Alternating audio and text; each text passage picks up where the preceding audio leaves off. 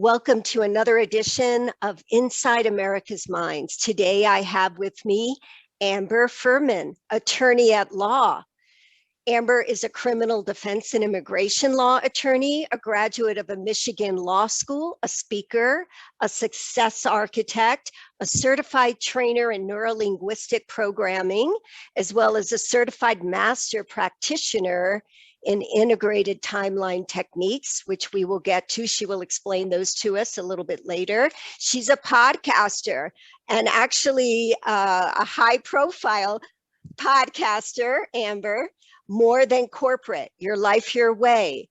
Invest in your success, not your story. Overcoming mental obstacles, success development solutions.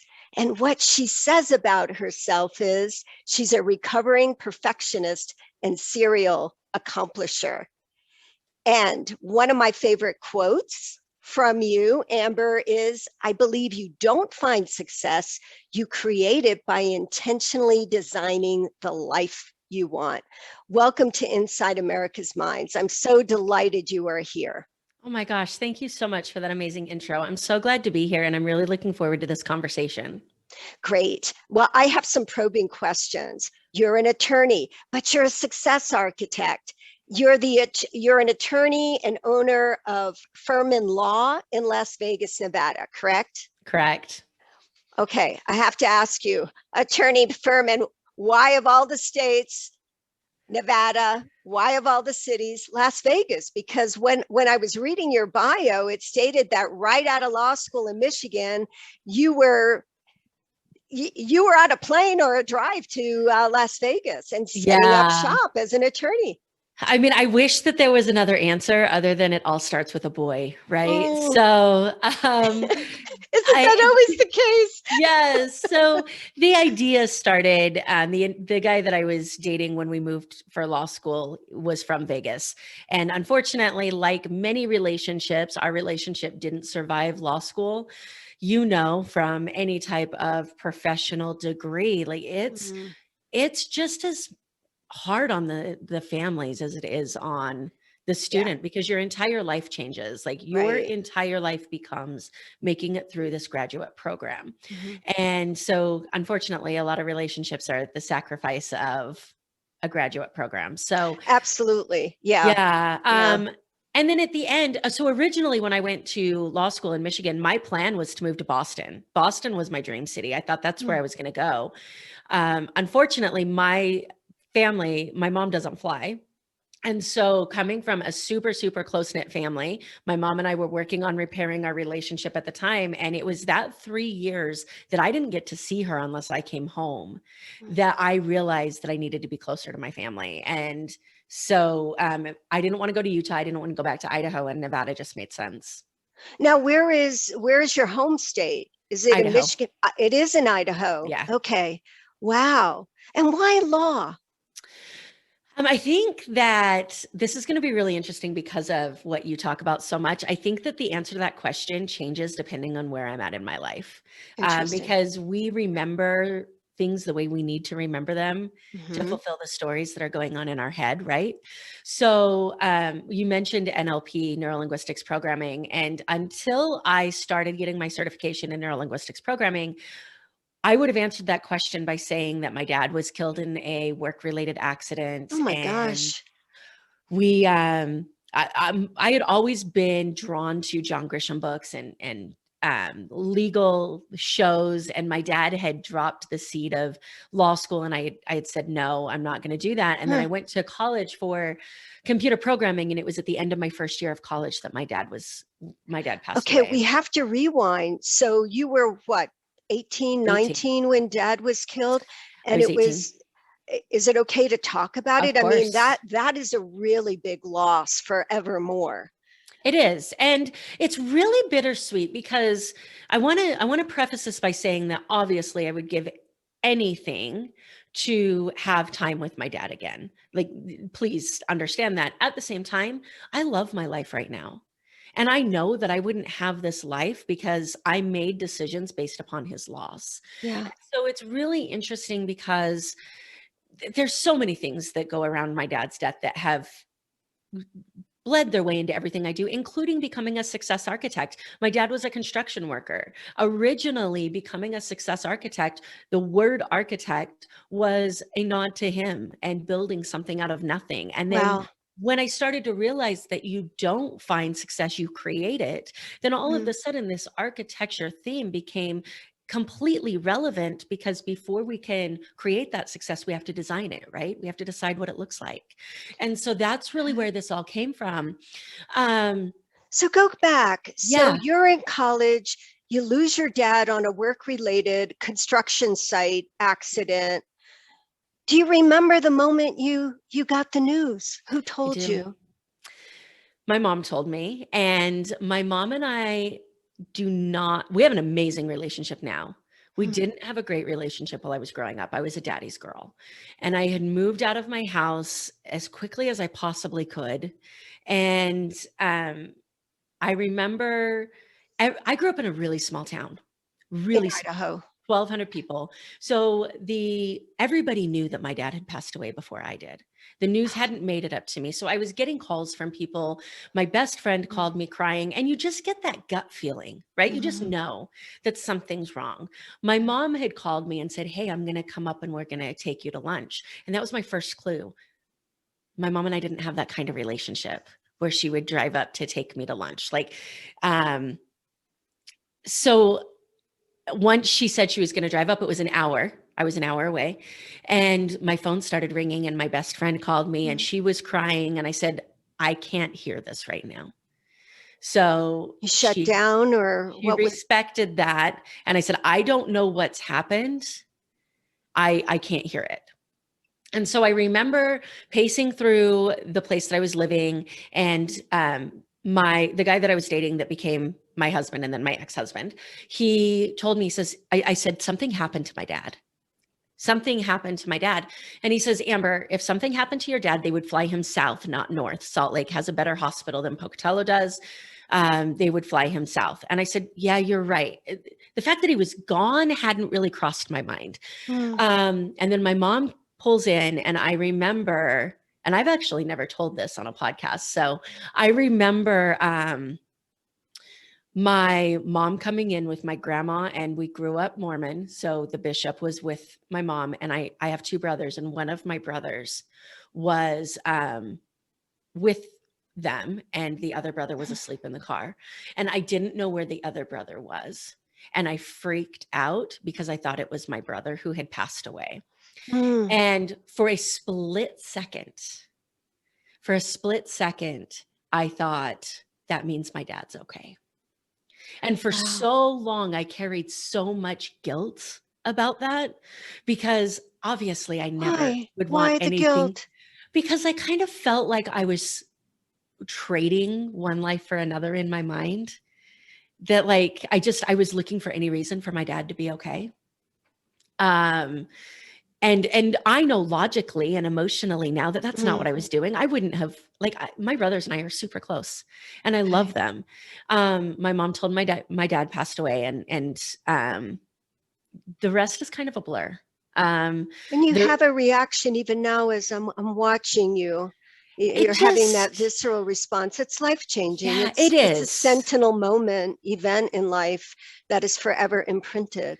100%. And I think it's something that you always remember. On top of that, my dad was 42 when he passed away, Oh, gee. and I'm 39. And I remember thinking when my dad passed away, I mean, at least he lived life, right? And then you realize how young 42 really is. Yeah. When you're 18, 42 is ancient. Yeah. And when you're 39, 42 is just around the corner. And I keep thinking about how young I feel and how much my dad didn't get to live. And the closer I get to 42, the closer I realize that if my path was the same as my dad's, which we all know it's not, but I would 2 years, that's all that I would have left of my life, which is incredibly humbling. Well, it's the same but different than your dad's in a way because you do create. Yeah. He created, you create in a different way. And so tell me about the days following His death. Yeah. So I went back to my small town. I By this point, I mean, I think that I need to back up a little bit because Okay. by this point, my relationship with loss was so strong that I wasn't, I don't want to say I wasn't shocked. My dad's death broke me. There's no doubt about that. I spent a Mm. lot of time rebuilding myself. But my dad's death was also the 10th funeral I had gone to by the time I was 18. Oh my So by goodness. that point, I was just used to people disappearing. The first memory I have of loss was when my cousin committed suicide when I was 8. And we were extremely close. And I remember like sitting out on a porch swing, just wondering why he wasn't there with me. How So, old I was mean, he when he committed suicide? 17. He was 17. So there's a family history. Yeah. So, and then my great grandma passed away shortly after that, about a month later, and we Mm. were extremely close. And then I had losses in my life, aunts, uncles, and then my uncle, I guess great aunts and great uncles, my grandma's siblings, and then my dad's brother committed suicide when I was 16. Um, and Oh my so gosh. that, and then That's a very grandparents, and I didn't realize until mm, way later on in my story, when I have my breakdown in 2016, which I'm sure we'll get to, and I started going to therapy and really understanding this. I didn't realize how much I had no faith in other people sticking around. I thought, I'm just an mm, independent person, but I didn't realize that life had taught me that people don't stay. Life had taught me that if you rely on people, they're just going to disappear. And I had this belief that I had to take care of myself. I couldn't rely on anybody else. Nobody else was going mm. to be there. And people proved that to me over and over and over and over again. And I didn't Mm. know until I started healing 15 years after my dad's accident that that was affecting every single business and professional relationship I had. Wow. What an incredible legacy. What a challenging legacy where when you have that realization, which we're going to get to, because then your life took an incredible turn, it changes you forever. It It changes does. you. It So does. you mentioned, now I want to kind of just let the audience know, because you are certified, you're a certified trainer in neuro-linguistic programming. Define that briefly for the audience, because I think a lot of people are not familiar with it. Yeah. I think that there's a lot of people that aren't familiar with it, and the people who are familiar with it associate it with sleazy sales techniques from, used car salesmen that just want to manipulate Okay. you, right? Neurolinguistics programming is the science of how we communicate. Right. Mm-hmm. So if we break that down into what that word actually says, you have the neuro part of it, which is the way that your memories are formed, the way your values are formed, the way that your mind works. You Okay. have the linguistic part of it, which is the words that you use, the thoughts that you say internally, and the words that you say externally. And then you have the really cool part, which is the programming, the going back and understanding the way that moments in your life have created beliefs that impact your actions years down the road, and understanding how we can reassociate your relationship with those memories and those feelings Okay. to impact your success. Say that again, because that is one of the foundations behind eye movement desensitization, Mm-hmm. reactivation, EMDR, or doing a lot of trauma, especially with post-traumatic stress. How, although an event like the loss of your dad was specific to your dad, the way the emotional brain works, the paleo-mammalian complex, is that it brings with it every loss that it has ever experienced, because it's remotely familiar to the brain, which we know has evolved to survive, which also means psychologically and emotionally. So Yeah. basically, go ahead. Oh, And what I was going to say is, a huge part of my story is my obstacle course racing journey, and I share okay. that for the purpose of highlighting that getting out of my comfort zone physically Mhm. allowed me to get out of my comfort zone emotionally and professionally, because of Okay. exactly what you're saying. The brain can't contextualize, right? So it experiences something, and it doesn't know that, when I climb over an 8-foot wall, that I couldn't climb over 2 months ago, and then I experience a hardship in my personal life or in my professional life, Mhm. my brain says, I'm capable of doing things that I didn't think I could do because I climbed that wall. It doesn't say, well, that was a wall and this is, Right. business case. So they're different. The brain focuses on feelings and emotions. And everybody out there who wants to think that you are a logical person, I promise you, you are not. You make decisions emotionally and you justify them logically. So everything is emotional, Mm. and your brain responds, is always learning from situations what it felt going into that situation and what it felt coming out of that situation. And this is where we have all these conversations about the fight or flight response that was Mhm. designed to protect us. And now it keeps us stuck in these comfort zones that no longer serve us, because the brain doesn't differentiate between the fear of public speaking and the fear of being chased by a saber-toothed tiger. So, and that's well said. And one of the things that I do in my private practice with patients, one of the cardinal things we do with cognitive behavioral therapy is feeling, that emotional brain, versus fact, the neocortex, the new brain, the thinking brain. And so this is what I'm feeling. But what are the facts? Yeah. Because feelings, the primal brain, are create our perception and how we navigate life. So oftentimes, like you say, we have to stop. Well, what are we feeling? Okay, this is what I'm feeling at this moment. But what is the fact? What is the evidence? And then combining the two to have the final outcome. Now, you're also a certified master practitioner in integrated timeline techniques.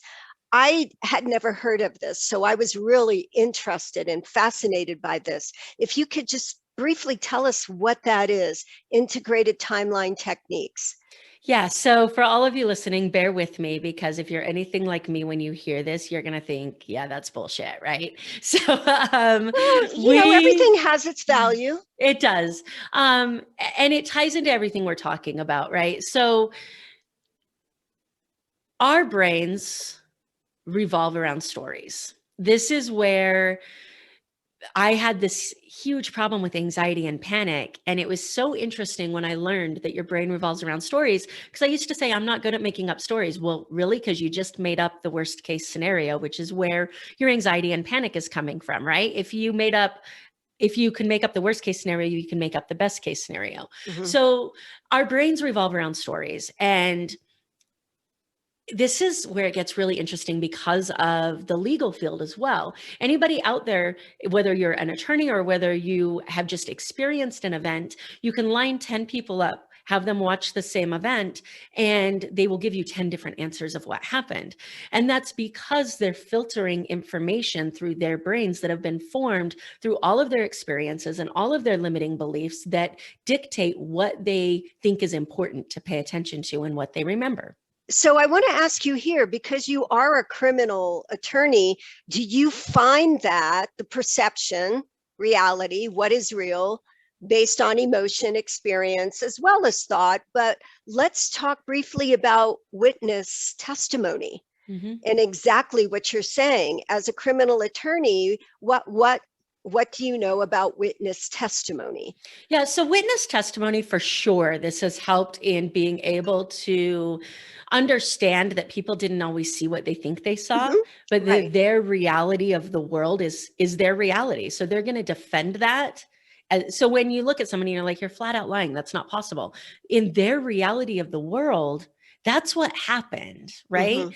So there's multiple facets to this. The first side is understanding that their model of the world is what matters, not you, not yours, and not your clients. And if you go at it with you're clearly wrong, then they're just going to shut down. If you Mhm. start to poke holes in their model of the world, to start to say, well, can you explain to me how that's possible when these are the facts? Then it becomes a different conversation when you're like, hey, let's approach this problem together, right? Mhm. But more importantly than that, with the neurolinguistics programming side of things, with that linguistic part, we all communicate in different ways. And when you really learn how to listen to how people are communicating, you learn how to communicate with them. You learn what predicates they use, what phrases they use. You learn to understand the way their eyes move when they talk, the way their skin changes. You can understand the change in a breath that's causing them to get emotional. You picked up on it when I was talking about my dad. There are physiological changes that we can't control. We can try, but we can't control them all because they're unconscious based upon what's going on in our unconscious mind. And once you understand that, it takes communication to a whole different level. So on top of witness testimony, where it's really been a game changer for me, has been in communicating with my clients, because it's always emotional. Especially in the immigration practice, there's a language barrier. People are talking about things that I can't relate to. I have no idea what it feels like to be afraid of police officers because I live in Central America where I don't know who I can trust. I don't know what that feels like. So when they're explaining that to me and I'm trying to communicate with them in a model of the world that I don't understand, Okay. being able to break through not the Spanish to English language barrier, but their model of the world to my model of the world. And I'm Language. finding an association with your model of people leave, because that's the message your brain has gotten very early on, which would make me, like, if we were in a therapeutic environment, I would say, okay, Amber, so talk to me how relationships are. If your hypothesis in your emotional brain is everybody leaves, so therefore this is going to end anyhow. But I see the association with your immigration clients because there's a lack of trust for them too. Nobody can be trusted. Everybody leaves, or abandons. So there's that little association there. It may be a little bit of stretch. No, I think it's a really good point, because we have a saying that the problem's never the problem, right? Okay. So somebody comes to you and tells you what's going on. That's never actually what's going on. It's not, they had a bad day at work. It's not because of work. It's because of some emotional attachment to something that's happened at some time in their life. And so digging down and understanding what is the actual problem. Like, being upset with your job might be the presenting problem, but what's really going on, right? Why are you upset at your job? What's the end game in what you really want to accomplish? And this is where what you're talking about really comes into play, because yes, our experiences might be different, but the feelings are the same. The responses are the same. I have connected with so many of my immigration clients because of the loss of my dad, because I know what it feels like. I may not know what it feels like to have a parent deported, but I know what it feels like to wake up one day and have one not be there. Exactly. And so what was the turning point for you when you decided what demographic to specialize in? When did you know it was going to be immigration law? Oh my gosh, Besides the I fought it. location. I fought it so So how did much. you fall into it? I was roped back into it over and over again. So originally I wanted to do criminal defense. I came out here, wanted to work at the public defender's office. I did Wow. an internship there, and then I didn't end up getting hired for the position, and they invited me to reapply. I was devastated. And this is one of those moments that you look back on, and that failure in my mind, if I would have gotten that job, I would not have the life that I have now. There's no, so it's one of those those best case failures, right? Yeah, bittersweet. So I was like, I need to find a job. And it's 2013 in Las Vegas. Okay. We haven't recovered from the 2008 recession yet. And there's not a lot of people that are hiring. And I find this job as a law clerk for an immigration firm. And I remember being 1 foot in and 1 foot out. Like, this was just paying the bills. I didn't want to learn immigration. I didn't want to know it. I intentionally failed Spanish, or I intentionally failed Spanish. I did. So okay, I got to stop that. you there. You intentionally failed Spanish. I did. So why? here's what I mean by that. So I took 2 years of Spanish in high school, and I learned a little bit. So then I went to college, and I had to take Spanish, or I had to take a foreign language, and I didn't want to learn a foreign language. I thought I was going to Boston at some point in time in my life. I never thought that I was going to need to know Spanish. So in order to place you in the correct class, they have you do a placement exam. And I intentionally failed that placement exam so I could go back and retake high school Spanish so that I didn't have to learn anything and I could just get the A's, because that's the way my brain worked at the Wait a time. minute. So did you just Christmas bulb it on Yeah. the exam? You just... No, I like, it was like whatever, if it was like azul, which is blue, right? I would mark red intentionally. Like I would intentionally pick the wrong answer. Oh my gosh. I would love to take you outside of this and just analyze you. So well, you and then I did end up that. practicing immigration law with a Spanish clientele, right? I did a whole podcast episode on how some people say that the most dangerous words in the English language are, I already know that. And I said, for me, it's, I don't need to know that. Like, how many things in our life have we overlooked because we thought we didn't need to know it? And then years later thought, man, I really wish I would have learned that. Like, that would be really helpful right now. So, I'm working at this immigration firm. I'm 1 foot in, I'm 1 foot out. I don't want to be there. I'm just biding time until I can reapply at the public defender's office. And I get the opportunity to reapply. I make it through the first round of interviews. I get the date for my second round of interviews. Now, anybody who's familiar with the court system knows that there's state courts and federal courts. Your federal courts, you have the district courts, the Court of Appeals, and the United States Supreme Court. We in Nevada are in the Ninth Circuit Court of Appeals. So the Ninth Circuit is the last court before the United States Court, that the United States Court of Appeals, that I would be able to argue in.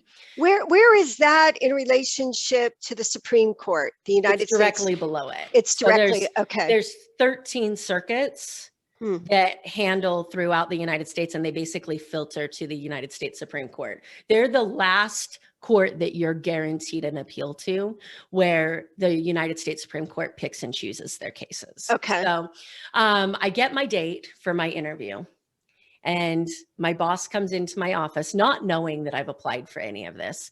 And he says, hey, we got a notice for an argument at the Ninth Circuit Court of Appeals. I want you to handle it. I've been practicing for less than a year. And at that moment, I had a decision to make, because our public defender's office here is extremely competitive. If I got a job offer and I didn't take it, I wasn't sure I would ever get another one. And, but I had this amazing opportunity. Like, people wait their entire careers to argue in front of a circuit court. And I've been practicing less than a year, and I have the opportunity to do it. So I withdrew my application to the public defender's office. I did the oral argument, which is a whole nother story, because I got sent up to San Francisco on my own. I'm in this huge courtroom. Like, my entire life has been full of sink or swim moments. And, you know, and that's what makes you so extraordinary. Thank you. Okay. So I worked for that firm for 2 years. And then I decided, you know what, I really want this criminal defense experience. The public defender's office might not be for me. I got a job at a big criminal defense firm. And I was there for 3 days before they came in, and they said, you know, one of the things we really liked about you was your immigration experience. Would you like to start an immigration practice for us? And I was like, no, like, I really wouldn't. I wanted to leave this behind. And they said, well, this is the package we were considering. And I'm like, why didn't you say that? Right. So I started an immigration firm for them. And I was there for two years. And then I started my own practice. And so it just became something that I became well known in the community as the person who understood criminal defense and the person who understood immigration. And no matter how much I tried to leave immigration behind, it followed me. And then eventually I realized that the reason I wanted to be a criminal defense attorney was to impact lives, to take people who are in one of the worst parts of their life and give them some sliver of hope or some sliver of control over their future. And I get to do that in immigration in a way that is more impactful than I could in a criminal defense situation. So with the immigration law that you practice, is that separate from criminal defense? Sometimes. So I Okay. do immigration, straight immigration where somebody's facing deportation. Mm, I'll do immigration where somebody wants to bring a family member here. The area that I love the most, and no matter what happens with my legal career with this success coaching and podcasting and mhm, speaking, whatever happens with that, I will never leave this part of my legal career behind. And it's the area where criminal defense and immigration intersect. So I spend mm, a lot of time working with criminal defense attorneys who are representing non-citizens and helping them understand the immigration consequences of a plea bargain so that they can make sure their client knows the full consequences of each part of their case. And we work hard to make mm. sure that the immigration consequences are understood so that the client can say, okay, this is what's important to me. I want to avoid prison. I don't care if I get deported. Or I'm willing to take something that might involve prison time if it means I get to stay here with my family. If the criminal defense attorney doesn't understand the immigration consequences, then they can't have that conversation with the client. How's your Spanish? It's awful. So I have a Okay, but translator in my office. okay. Yeah. So I had some questions about it. Um, what are your feelings about the wall? So I don't normally get into political feelings a ton because it doesn't matter in what I do. Okay, I will say though that I don't have a hard standing position. I don't agree okay, with the wall.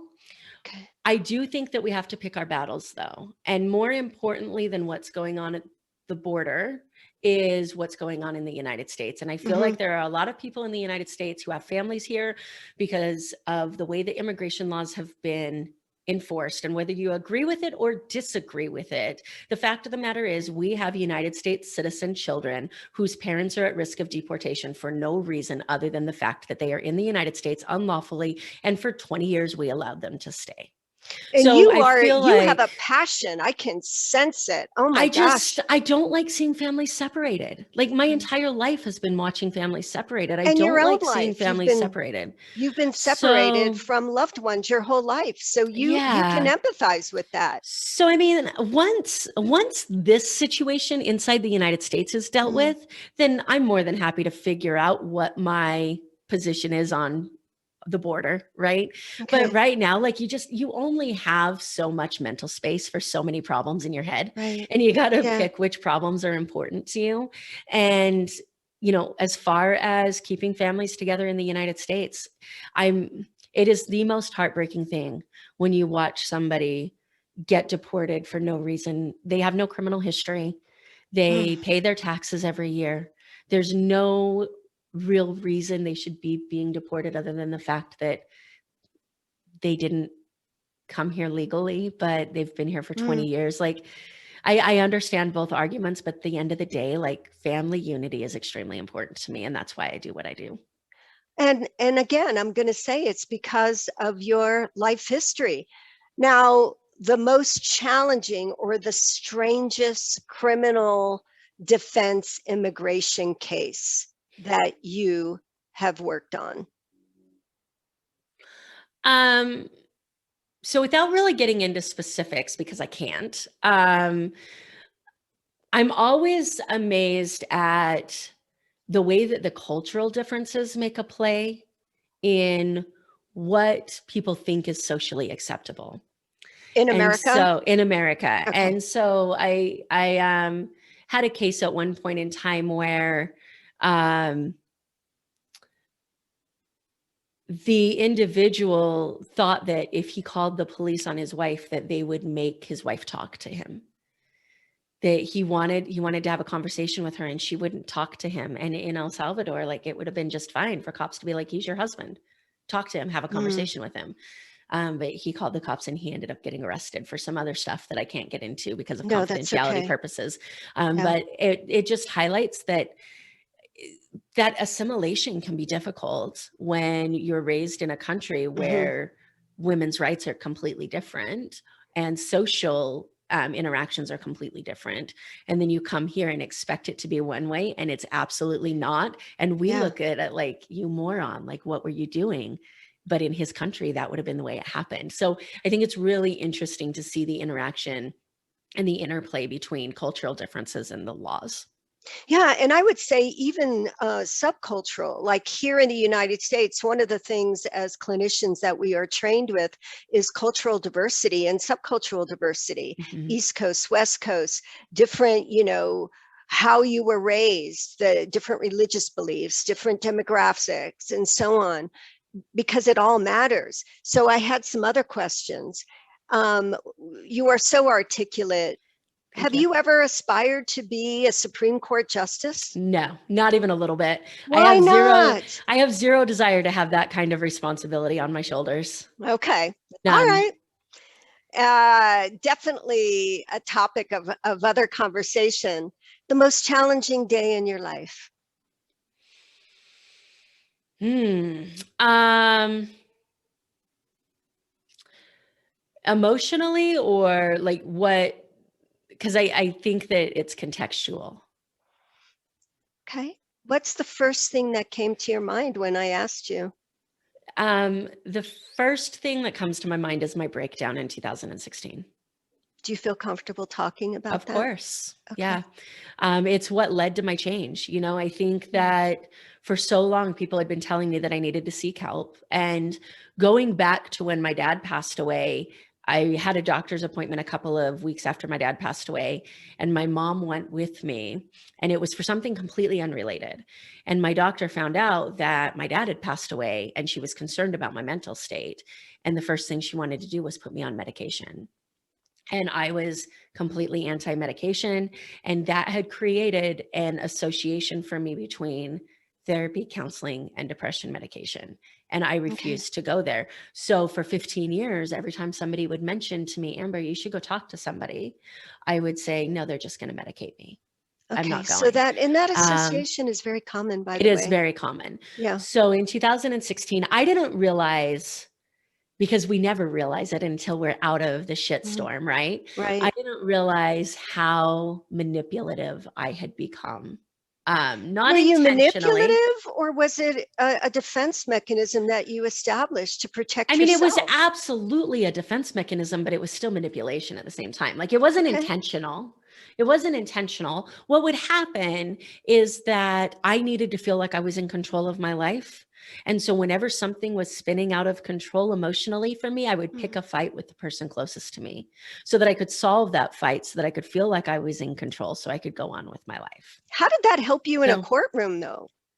um, it's really interesting because I don't think it did. I don't Okay. think it mattered, because in a courtroom was completely different. I had this innate ability, and this will be explained here in just a minute. I had this innate ability to shut off all emotions when I walked in a courtroom. Okay. Like, I was in a courtroom, nothing mattered. I had a job to do, and then we would leave. So I was sent up to Reno for court, and I the first day that I was up there, the individual that I was dating and I got into a fight. And the way that I would have handled that for the last 15 years of my life, Mm. I couldn't handle, because I'm 8 hours away. What am I going to do if he doesn't pick up the phone? Like, I have no tools, right? So for the first Mm. time in my life, I was forced to rely on me and me alone. And I was forced to control the way that I responded in a situation instead of control somebody else in the situation. And I couldn't do it. And And what for year was this? Was this 2006? 2016, Okay. and for 4 days while I was up in Reno, I would pull myself together. I would go Mm. to court. I would act like nothing was wrong. I would handle my cases. I would leave, and then I would curl up in a ball in the hotel room, and I wouldn't eat. I couldn't function. It was the first time in my life that I couldn't function. Like, and it's so interesting, because I'd had friends that had panic attacks previously, and I never really understood them when they said that when people tell you just to breathe, like, that's the most frustrating statement ever, because you Mhm. are literally telling your brain to breathe. Like, you feel like if you don't say the words breathe, that you won't do it, right? So you're just sitting here. I was trying to eat, I couldn't eat. So you're um away from home in a hotel room in the middle of a breakup, in the middle of work as an attorney, and you say it's a panic attack. And I want to say, because this is yet another person that there was an emotional bond leaving, that you were actually having post-traumatic stress. It's very possible. It's very possible. It was interesting because that weekend was, I went to school at Idaho State, and that weekend was the basketball tournament, and Idaho State was playing in Reno. And so there were some people that I actually went to college with 15 years before that were up in Reno for this basketball tournament because they worked for the Alumni Association now. And so I went and hung out with them and was able to distract myself for a little bit. And it's really interesting because on my Facebook memories that come up every year, there is, and I thought I had it on my bookshelf, but he's still in a box because I just moved. There's a little bear, and it's an Idaho State teddy bear. And I posted that as on Facebook. What I posted it as was, I had this amazing night with people, Idaho State, look at the bear that I got. Every time I see that every year, it is a reminder that that day is the moment that I chose to change my life. Because what was really going on is that bear was the only thing, that interaction was the only thing that would take my mind off of what was going on at home. And tell us about the feeling, the despair, the grief. I mean, I think that it was so strong that like it all got mumbled together. It was that sickness of, this is the first time I've actually thought about it. But when I relate it to something, I relate it to my dad's death. Like that feeling of not being able to eat, that feeling of like not wanting to stay awake, just like hoping that you can sleep it off, right? Which never works. That's the long-term memory, neurally encoded. It becomes, I really believe it becomes part of our DNA, and it's stored with the event itself is stored with the emotional memory and the physiological. Yeah, physiological. absolutely. So the past is the present. When you're talking about it now, that primal brain, that emotional brain, is from the past event, it's living it now. Yeah, 100%. So I'm up there and I told you that my life has always been full of sink or swim moments. And I wasn't going to let this be a time that I didn't swim. And so I was like, I can't help myself. What do I need to do? And for the first time in my life, I started calling therapists. And I interviewed 4 therapists over the phone. And I'm glad you interviewed them. I went through 4, and I always tell people, like, don't go with your first therapist. Like, you need to believe that you can tell this person anything in your life without judgment. And if you don't have that kind of trust in them, then it's not going to work. So my very first conversation with the one that I ended up hiring was, if you try to medicate me, I'm walking out of your office. And her response was, I could take cash payments so that I don't have to worry about medicating unnecessarily.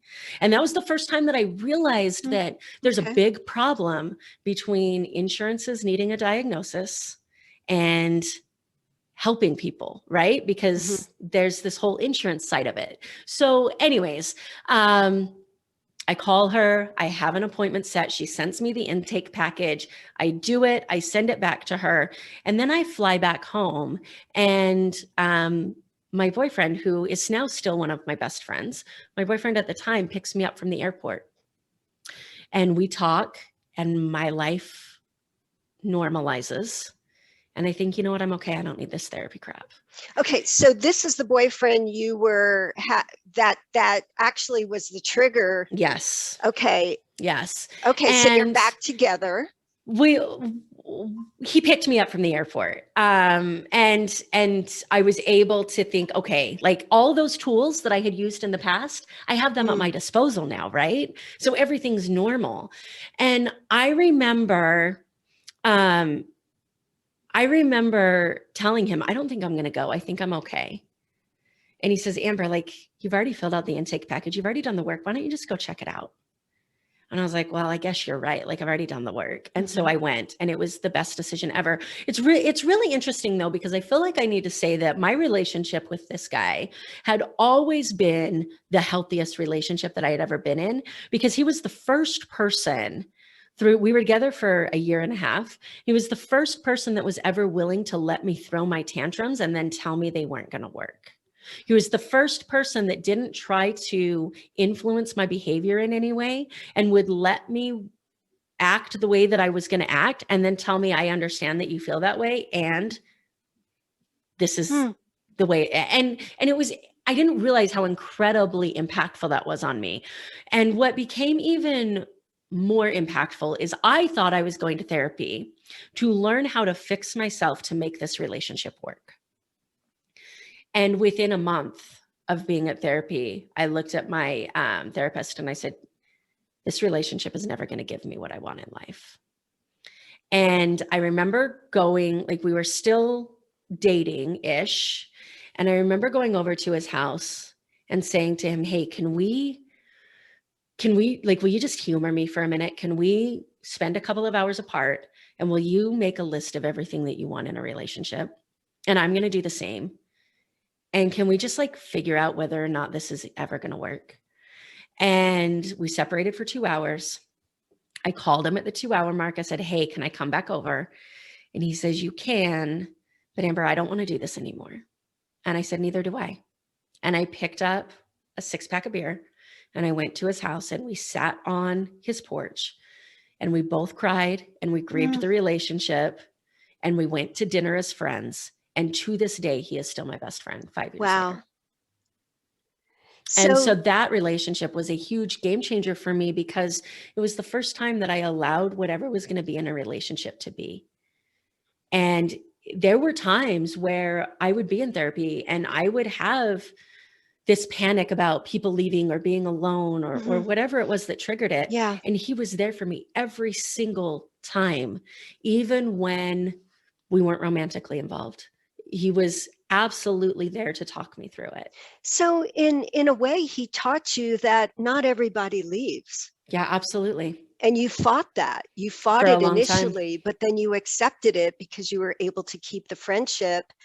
And here you are. So yeah, 2016 was the nexus, was the turning point in your life that led you. Actually, I'm going to quote you, I'll be happy when moment. Yeah. So 2016, this also is on top of everything that we're talking about, right? I think that there's never just one reason that stuff happens. So I had taken, and I call it my compartmentalization box. I had taken all of the feelings that I didn't want to feel, all the things that I didn't want to deal with, and I had put them in a box going all the way back to my childhood. I think that if I'm being honest, I think it started when I was 16. I think that was the breaking point where I was like, I'm really tired of like feeling like this. Right. And so I thought in my head, I just want to be successful. Like once I'm successful, none of this stuff is going to matter. It'll just all be fixed. And then at some point in time in my mind, after failing out of undergrad and a 9-year, 4-year degree. After all of that, I decided that it was a 6-figure income and a law degree that was going to make me happy. So I went to law school and then I passed the bar. And then in 2015, the end of it, I had just done my taxes. 2015 was my first 6-figure year. My breakdown was in March of 2016 because why did all these problems still exist? They were supposed to go away by now, right? So we talked about models of the world before. I was operating under this model of the world that like this stuff wouldn't matter. I was never going to have to deal with it. Now it's overflowing. I don't know what makes it go away. Then on top of it, here comes this situation that just completely rocks the foundation of the way that I've been living my life for the last 15 years.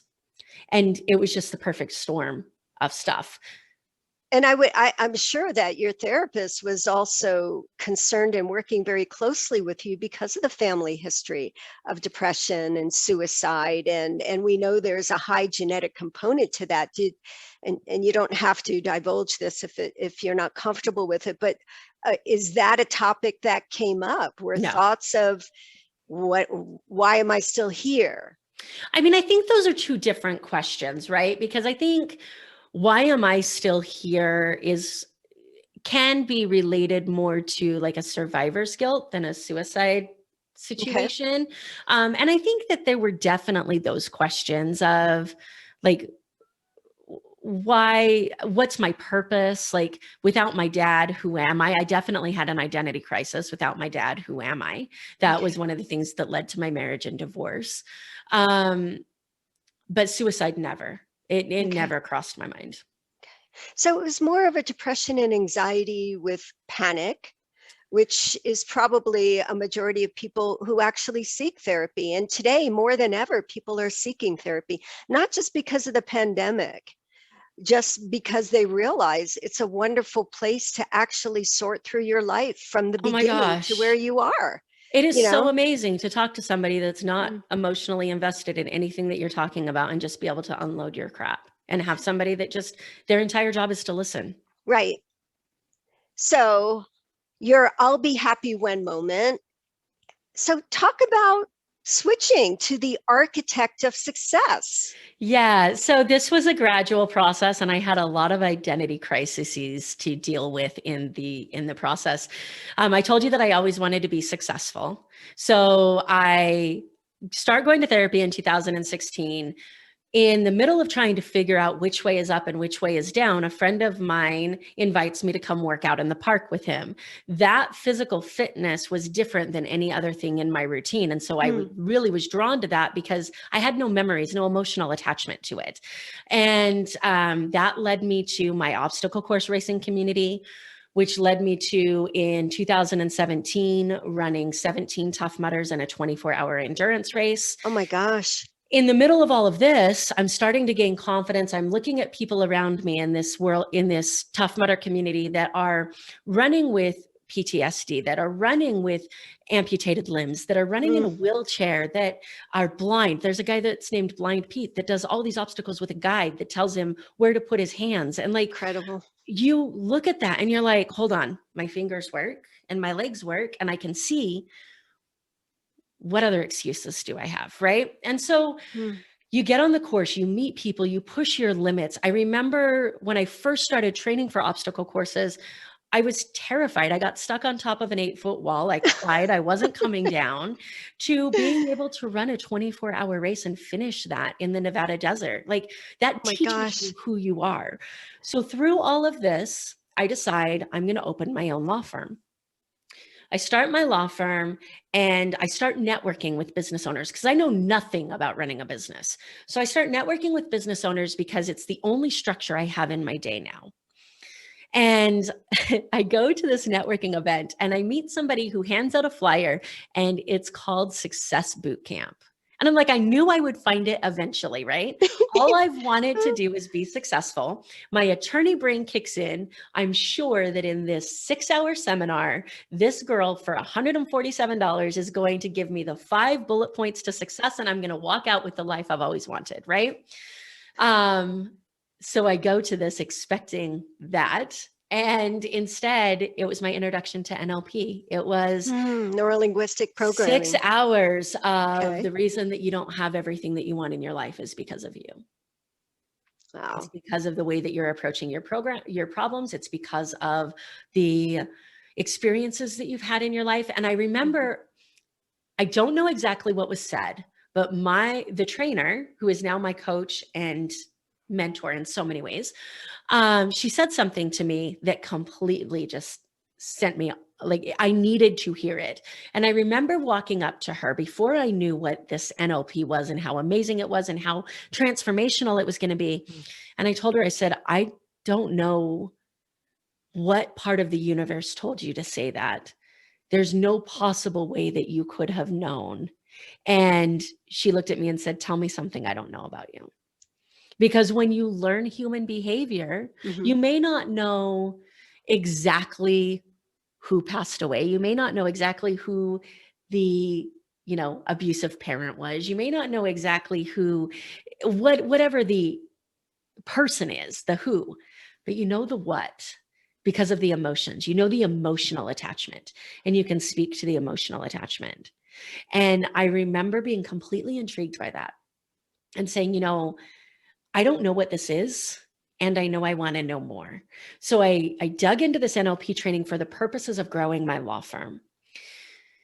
And then I started to realize that I didn't know who I was. I didn't know what I was worth, that Amber, the attorney, had all of this value and all of this respect and all of this amazing accomplishments. And Amber, the person, had nothing.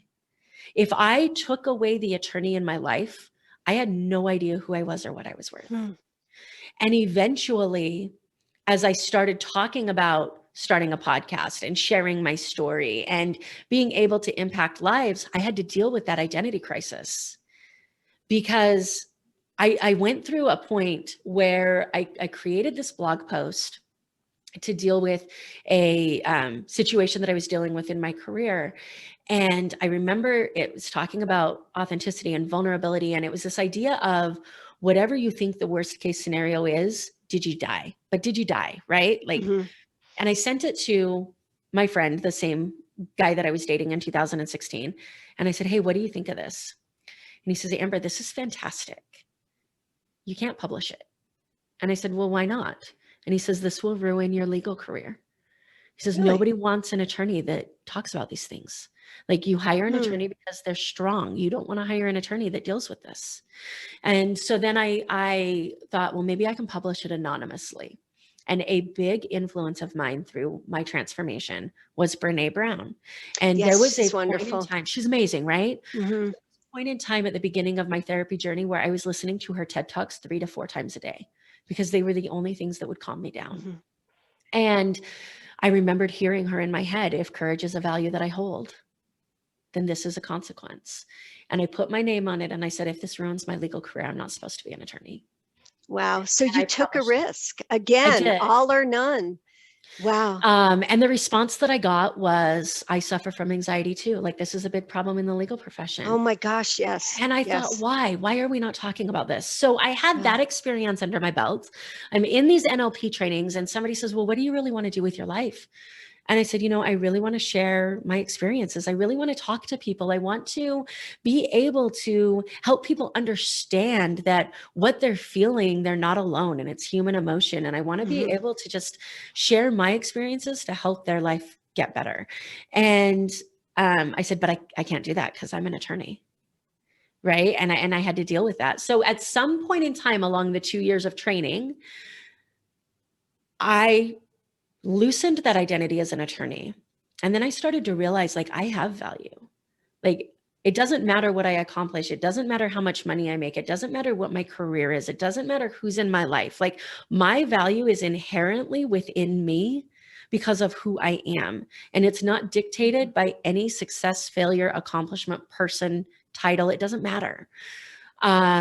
And that was just recently. That was in November. And that was a huge life-changing moment for me. So that's kind of the NLP path.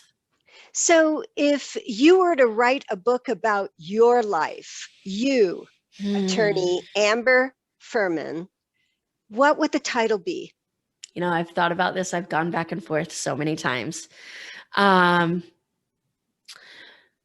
I don't know that I can actually use this because I think that it's been used and I think that it's way too close to Brene Brown's. However, the power of courage over comfort. The power of courage over comfort. It could be courage over comfort. Wow. The happiest day in your life to date. There's so many running through my head right now.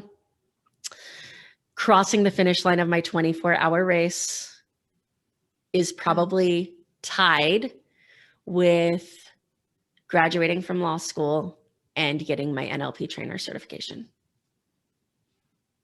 Incredible. What message would you like to leave the audience? Get out of your head. Understand that everybody's uncomfortable. The only thing that separates you from the person who has everything that you want is their willingness to push through those uncomfortable moments, to acknowledge that nobody knows what the hell they're doing in this life and they're just figuring it out as they go, and to be willing to be imperfect in public. So a lot of people are going to want to get in touch. They're going to want to listen to your podcast. They're going to want to go to your website. How can they find you? Probably the best place to go right now is the podcasting website. Everything links to that, which is morethancorporate.com. You can also Morethancorporate.com. Okay. correct. And you Okay. can also track me down on any social media platform as well. Okay. By Amber Fuhriman. And go ahead and spell your name for us too. Yeah, my social media handle is actually my full name. So it's Amber Ray, Rae, and the last name is Fuhriman, Fuhriman. Any final thoughts, words? This has been amazing. I think that what you do is so fantastic. And I love your mission of just being able to highlight people that have done the thing, right? And what I mean by that is when I started my podcast, I used to tell people like there's enough podcasts out there that talk about your $1 million and your Bentley. Like I don't need to talk about that. I want to know about the crap that you had to go through to be the person that could have those things, that could welcome those things into your life. And so I just think it's amazing that you're allowing a place for these conversations. Well, I want to thank you, Amber, because it's my privilege and it validates the stories of others and it gives hope and it's real and it's what life's all about and that we're not alone in this journey. So it's a privilege. You're amazing. And I'm sure we'll meet again. Oh, I have no doubt. All right. You take good care. Thank you.